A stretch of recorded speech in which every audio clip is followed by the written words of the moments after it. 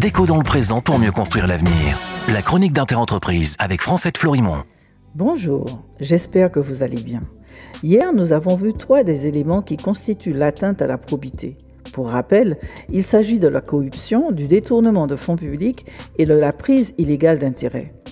La 4e atteinte à la probité concerne le favoritisme. 475 infractions ont été recensées entre 2016 et 2021 par l'Agence française anticorruption.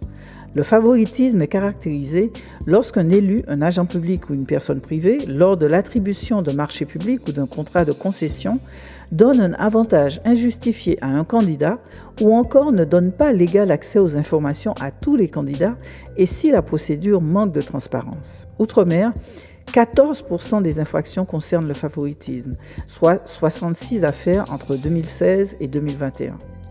Le recel est, lui, le fait de soustraire volontairement aux recherches un objet volé ou détourné par un autre.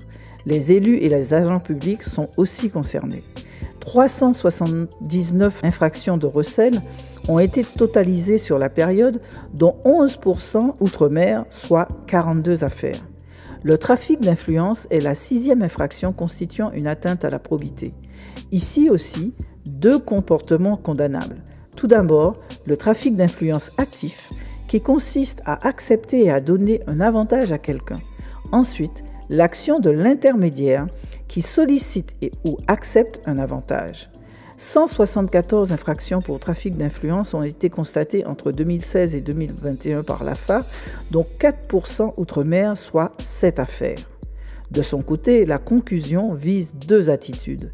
Il s'agit d'une personne de la fonction publique qui, d'un côté, perçoit de l'argent alors que cette somme n'est pas due, de l'autre, cette même personne accorde des remises alors que les droits, les contributions, l'impôt et les taxes publiques sont dus. 379 infractions de ce type ont été recensées entre 2016 et 2021, dont 5% outre-mer, soit 19 affaires. Enfin, le blanchiment de capitaux consiste à faciliter par tous les moyens la justification mensongère de l'origine de biens ou de revenus. Sur la période, aucune infraction de ce type a été enregistrée outre-mer. Demain, nous verrons la physionomie des corrompus d'outre-mer. Prenez soin de vous. Déco dans le présent pour mieux construire l'avenir. La chronique d'Interentreprise avec Francette Florimond.